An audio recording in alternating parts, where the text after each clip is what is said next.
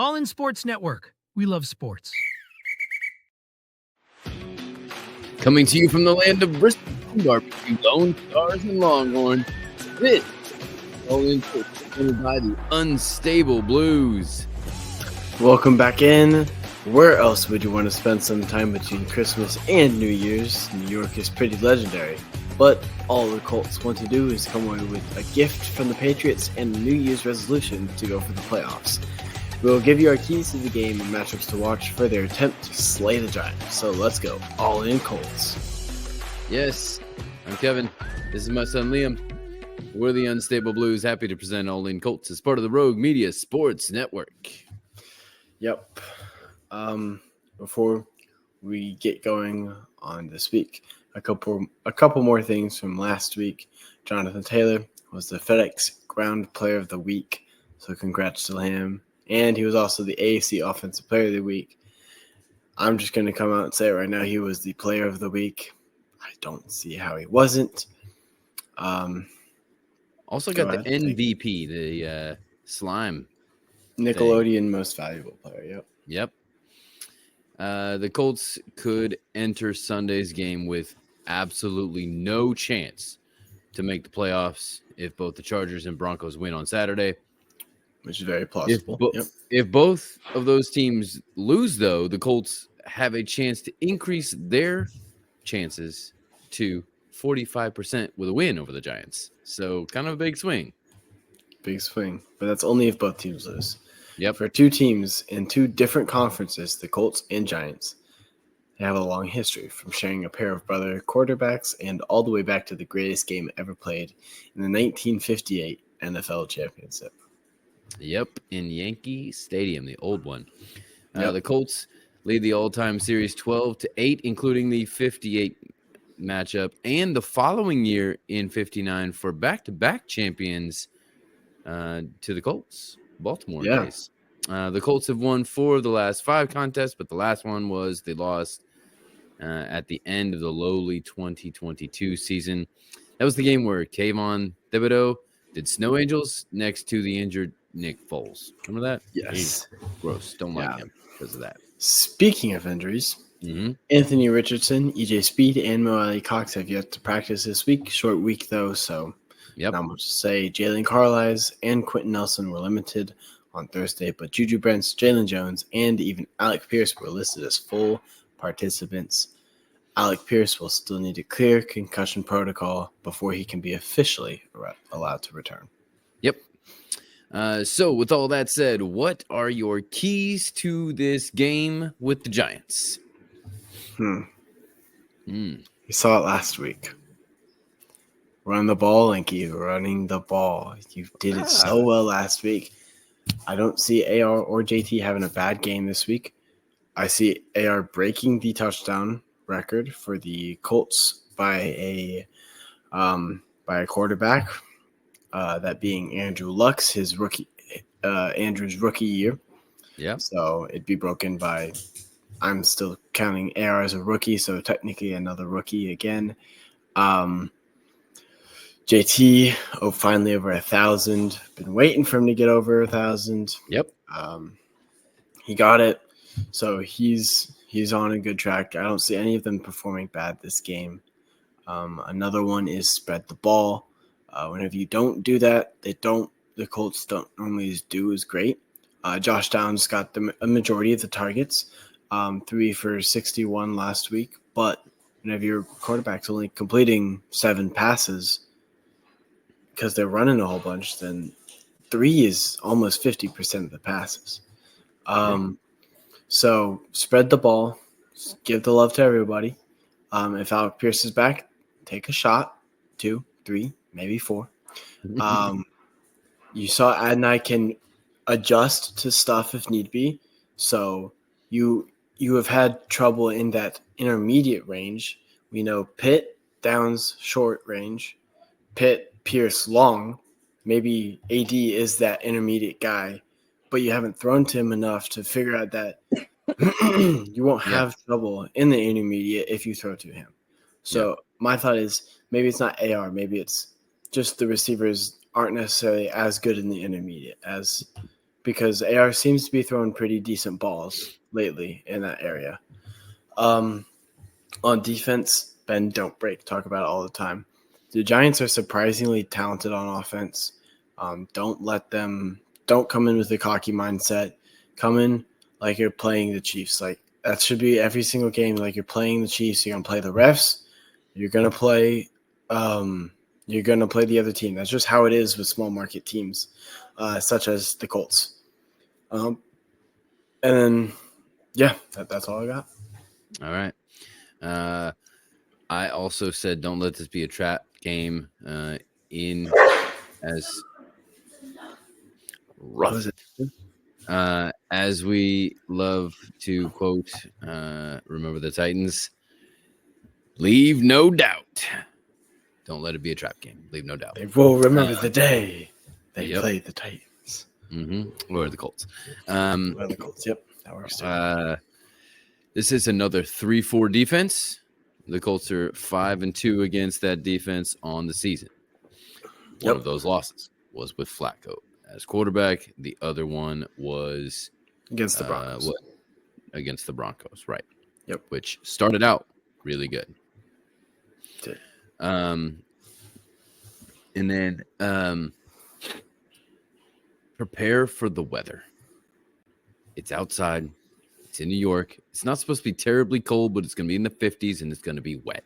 It's going to be wet. It's going to rain like for several days. So practice outside with wet footballs. It needs to be done to prepare your job is to prepare for the game. And so you need to prepare for all the elements of that game. And if wet is going to be then you need to simulate that, right? Make sense?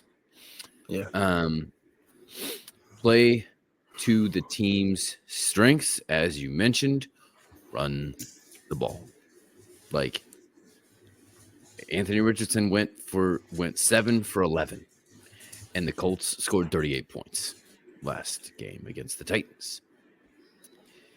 It doesn't have to be this magical 23 of 34. He doesn't have to put up Matthew Stafford or Jared Goff kinds of numbers. Play to your strengths. And as mentioned, double back set, triple option, speed option. Be creative within your team's strengths, right? Yeah. That's something that's missing a little bit there. Right? Notice how the most successful quarterbacks and the MVPs of the league, the top three people, all involve running. Saquon, Lamar, and Josh Allen. They don't put up the greatest numbers, but running attacks is where it's at nowadays. Yep. Especially with everybody playing too high shell. Everybody's going back to Tampa 2, and you run the ball, right? Yep, exactly. The NFL is kind of like politics. It goes in waves. And so, everybody runs the ball, and then everybody stacks the box to stop the ball. Now everybody's passing the ball. Now everybody plays too high shell, stop, pass, and now, let's run the ball, right? This is ebbs and flows, okay? Exactly. But I got to mention this. We talked about this offline, and the Colts ran for 355 total yards, mostly on the back of two gentlemen, Anthony Richardson and Jonathan Taylor, the running back and the quarterback. On Christmas Day, the Ravens scored 31 points, one touchdown less than the Colts did on Sunday. And they have Lamar Jackson and Jonathan Taylor. Derrick Henry. Sorry. Yeah. I was like, wait, hold on. I was also thinking Jonathan Taylor and Derrick Henry are running like it's 2021 again, just craziness. So they have these big name people, and they're on Christmas Day, and everybody's hyping, oh my goodness. Lamar must be the MVP because he threw for 3 touchdowns, but Jonathan Taylor ran for 3 touchdowns. You know how many touchdowns Derrick Henry ran for? How many? Oh. One. That's it. He also ran for 189 yards. Jonathan Taylor did 218? Something like that? 218. 218? Yep. He predicted 217 in that video. He ran for 218. And Lamar ran for like 80 something, right? So he ran for, but like total, they ran for less. Small market on a Sunday, not a standalone. Defense didn't perform and make it a dominant performance. I'm just saying Also, the you're playing narrative the is Titans, so the narrative is slighted, right? yeah. Just saying. Yeah. Well, guess what? Houston isn't looking a whole lot better than the Titans right now. Just saying. Mm-hmm. Just saying. It's true. Okay. So all that to say, give the Colts their dues when they're due. Let's see. Don't turn the Giants into the Giants they aren't. Make sense? Like, Yeah. the Colts have a tendency the last, I don't know, Chris Ballard years to make not great teams look amazing. I mean, I can point to several instances. Raiders being one of them. Bengals last year, with Browning at quarterback. Mm-hmm. Jaguars 21 end the season. Not great. There have been Jaguars several this season. Jaguars in Jacksonville every season. I'm still getting to the bottom of my conspiracy theory on that. I will figure it out. There's something there. I know there is. But it has something to do with Ballard and Luck, but also Pat McAfee, I believe. There's some sort of triangle there that I need to figure out the exact math of that situation. But yeah, like, so they have a tendency to do this, right? Where they just basically like poop their pants on a not good team, right? So Don't do that. Don't do that. Come and play your best. This ties into what you were saying, what I started with. Like, play your best game. Don't just assume anything and make them look great, right? No, we'll get into the matchups because this plays into that. Protect the ball and take the ball. Yeah. The Colts are -2 in turnover differential. The Giants are -10. And from what I saw, most susceptible to fumbles. They had a turnover they pick last week against Penix, but that was off of a ricochet. So just especially with it being wet, like, I know it's not cold and snowy, but honestly, when your strength is running the ball and it's wet, just run the ball. Like, literally do what Belichick did with Mac Jones in, I think it was 22 against somebody on a Thursday night. Literally, it was cold and it was snowy. They just ran the ball. I think they didn't have a single snap that wasn't a run play. Mm-hmm. Just run the ball. You have to be creative. You got to get downs. You got to, just don't do a double pass with Adonai Mitchell. Don't do that. I saw something that Reggie Wayne tried to defend that in that situation, and that is a little scary. All that to say, what are now your matchups to watch here? Well, I don't know much about the Giants players. I'll say that much. So I'm gonna go kind of position groups, kind of work that way.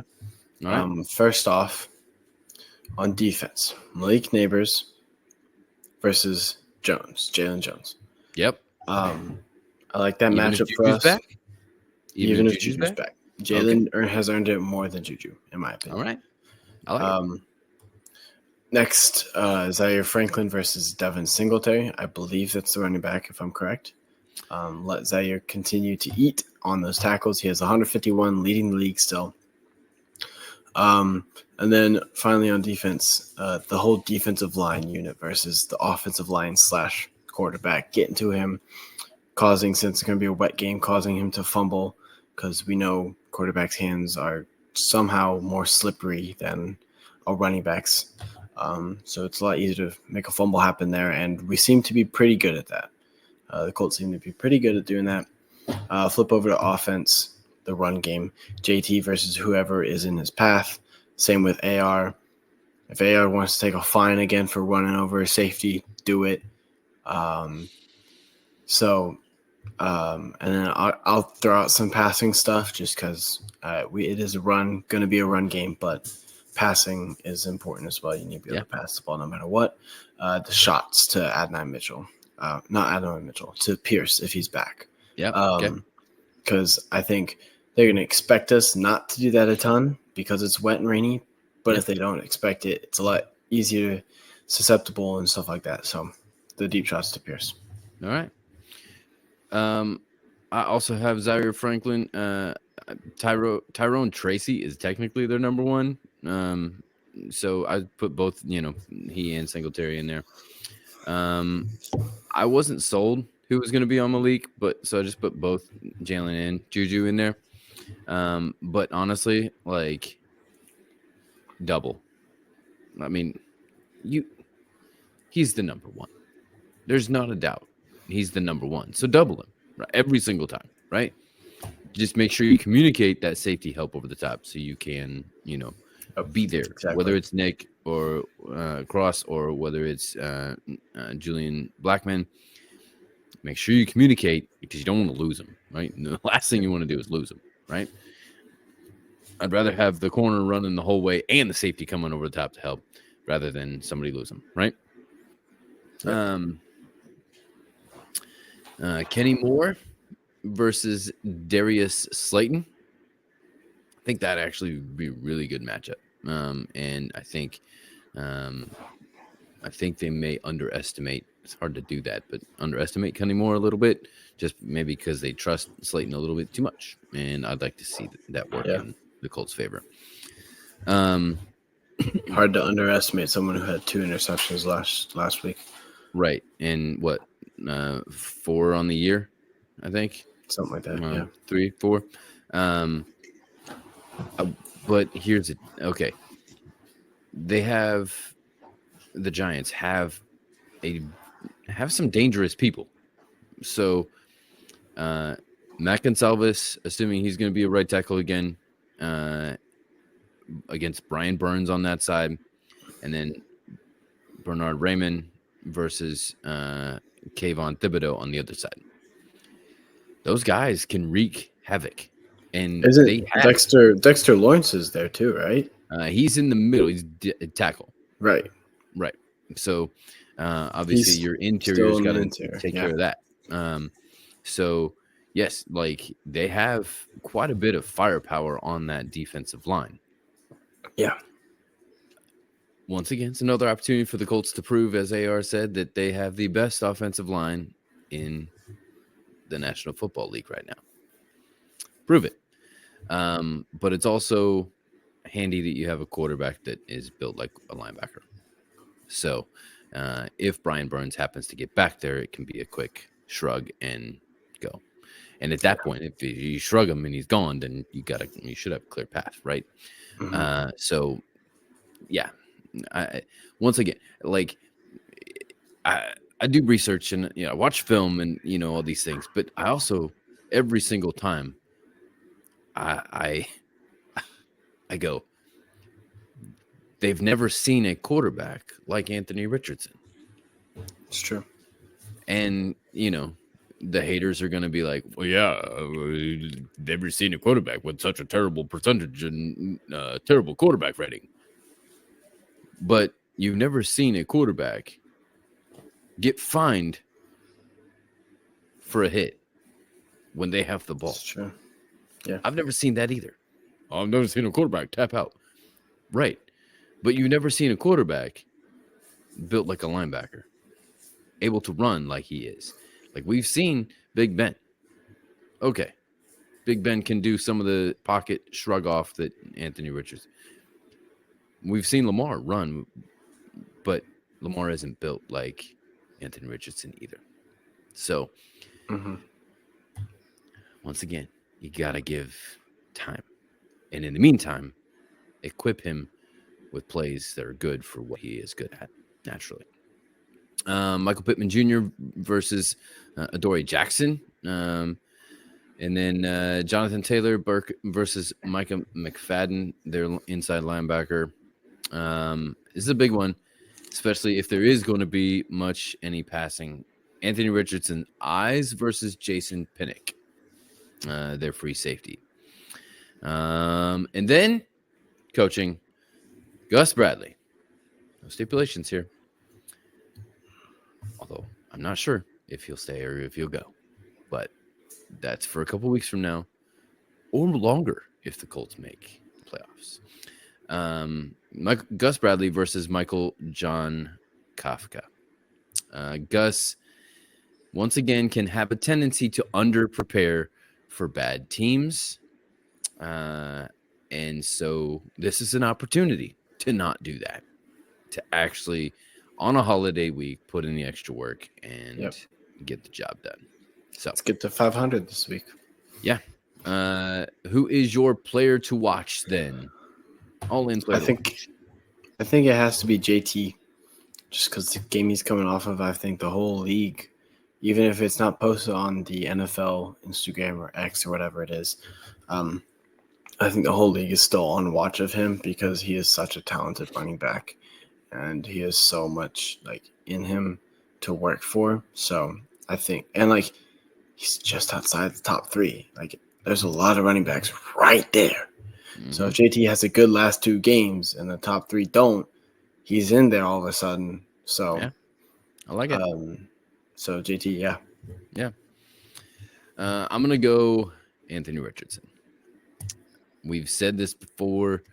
He's the quarterback, and the team goes as he goes, and that's how it should be.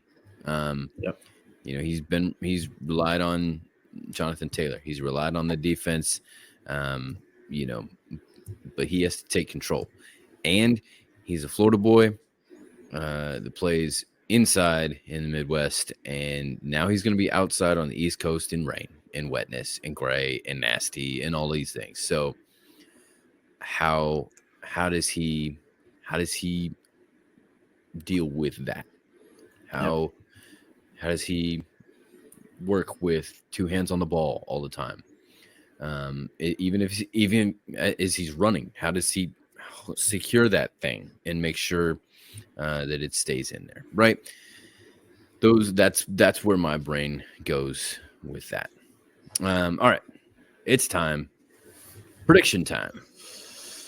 I'm gonna say 30-23. Colts getting it done. Okay. I've got Giants home field advantage 24-21. The 3 points. It. Yep. That's what I got. And got it. As a reminder, this is my risk it for the brisket game. Yeah, it is. I said that they were going to lose 2 of the last 3, and they won the first one, which I actually was thinking that they would. The last 2 were it. I will also throw in this caveat related to the injuries that we talked about at the top. I think the Anthony Richardson on the practice thing is sort of a little bit of a chess game. I think that the Colts are a little bit in a wait and see kind of situation. That if things go not in their favor on Saturday, I question whether they will play Anthony Richardson. I know he needs experience. I know this we would love to see him and how he does in the wet, on the road, and all these things. But given how the season is gone, maybe let's see what Jason Bean has. See what you have in him. And if you lose the game, it doesn't hurt your draft stock. Yeah. That's kind of my little bit of insight there. So If that happens, just remember, you heard it here first. Well, that's it for this week. We will be back next week with our recap of this Giants game, our update from the South, look around at the AFC South, and the Unstable Pick 6 prediction show. We will also have our final fantasy stable of the year and our preview of the season finale as the Jaguars visit Indianapolis. Yep. This is Liam. And this is Kevin. Remind you to stay all in Colts. All in Sports Network. We love sports.